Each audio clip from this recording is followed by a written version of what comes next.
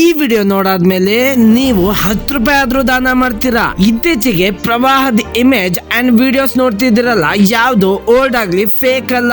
Because ಇದು ನಮ್ new ಇಂಡಿಯಾದು. ಅಸ್ಸಾಂ ಅಲ್ಲಿ ಆಗ್ತಿರೋ ಪ್ರವಾಹಕ್ಕೆ ಜನ ನಿಂತಲ್ಲೇ ಊರ್ ಬಿಡ್ತಿದ್ದಾರೆ.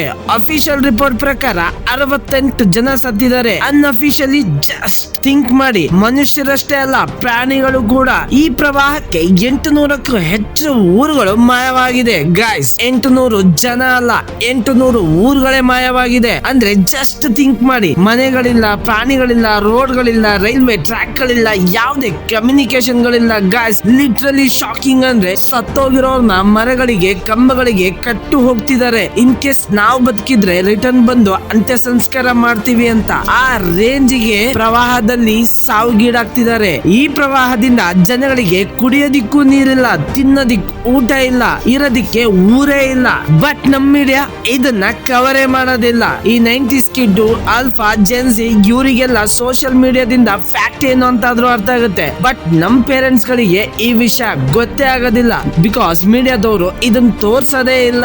ಇನ್ ಕೇಸ್ ಏನಾದ್ರು ತೋರ್ಸಿದ್ರೆ ಅಮಿತ್ ಶಾ ಹೇಳಿದ ಮಾತು ಎಲ್ಲ ಗೊತ್ತಾಗ್ಬಿಡುತ್ತಲ್ಲ. ಹಾಗಾಗಿ बाढ़ मुक्त बनाने का काम ಗೈಸ್, ನಾವಲ್ಲಿ ಹೋಗ್ಬಿಟ್ಟು ಏನು ಹೆಲ್ಪ್ ಮಾಡಕ್ ಆಗೋದಿಲ್ಲ, ಐ ನೋ. ಬಟ್ ಇರೋ ಜಾಗದಲ್ಲೇ ಒಂದಿಷ್ಟು ಅಂತೇಳಿ ಹೆಲ್ಪ್ ಮಾಡಬಹುದು.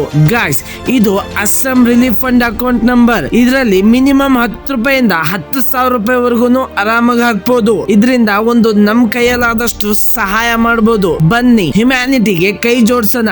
ಈ ವಿಡಿಯೋನ ಮ್ಯಾಕ್ಸಿಮಮ್ ಎಲ್ಲರಿಗೂ ಶೇರ್ ಮಾಡಿ. Love you guys.